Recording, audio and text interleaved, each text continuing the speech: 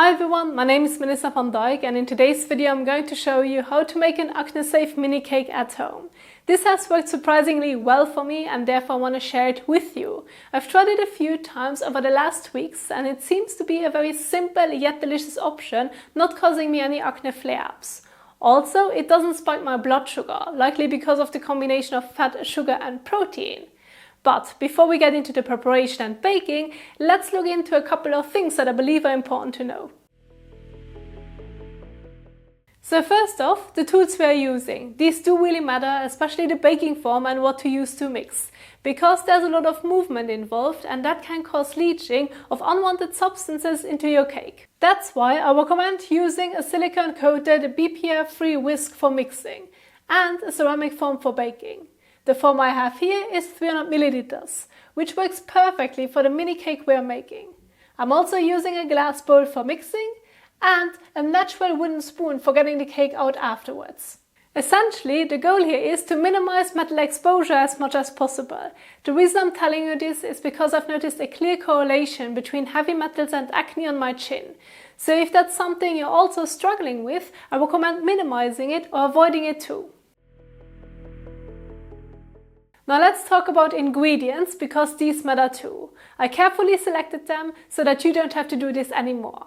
The cake avoids on purpose real vanilla, chocolate, lemon and nuts, all of which I identified as potential culprits for acne, mainly because of the way they've been processed or treated during or after harvest. So keeping it simple is what works best for me. And don't worry, it still turns out amazing and it's definitely not boring. So let's get into the actual ingredients. So here's what you'll need. This makes about 4 portions around 60 grams each. 65 grams of unsalted soft butter, 50 grams of sugar, beetroot or cane, both work, 4 to 5 grams of vanilla sugar or 0.4 grams of vanillin, 1 medium-sized egg, about 50 grams, ideally free range, then about 0.7 grams of fine rock salt. I recommend avoiding sea salt because of microplastics contamination. Then 80 grams of all-purpose wheat flour, 2 to 3 grams of baking powder, and lastly 25 milliliters of milk. This can be sheep or cow, skimmed or whole, whatever you've got. Also, let all the ingredients reach room temperature, so take them out 30 to 60 minutes before baking. And once you've got everything ready, we can start with the actual preparation. Now the first thing we need to do is preheat the oven. Set the temperature to 175 degrees Celsius top and bottom heat, or 160 degrees Celsius with fan convection. Once that's done, we can get into the preparation. Take your baking form, coat it with butter, then dust it with flour, and gently turn the form so it's just lightly coated. This helps make sure the cake doesn't stick and comes out properly later. Next, grab your glass bowl and add butter, sugar, vanilla sugar and salt. Mix everything until creamy. Stir until it's smooth and fluffy.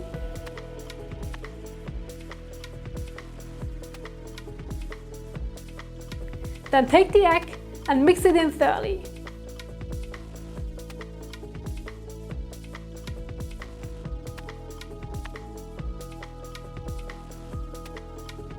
In a separate bowl, whisk together the flour and baking powder using a clean whisk. Then, slowly add the flour mixture and milk to the butter mixture, alternating between them. Only mix until just combined, don't overmix.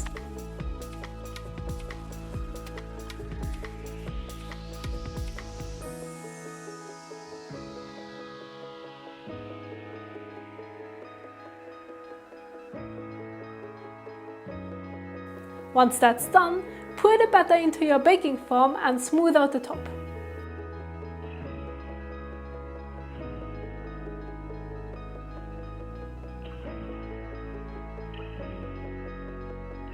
Next, place it in the oven and bake for 30 to 35 minutes.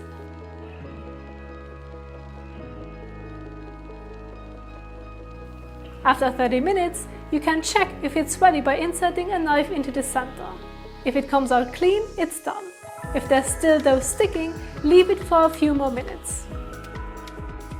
When it's finished, take it out and let it sit in the foam for 10 to 15 minutes before removing. Finally, place it onto a plate to cool for another 20 to 30 minutes.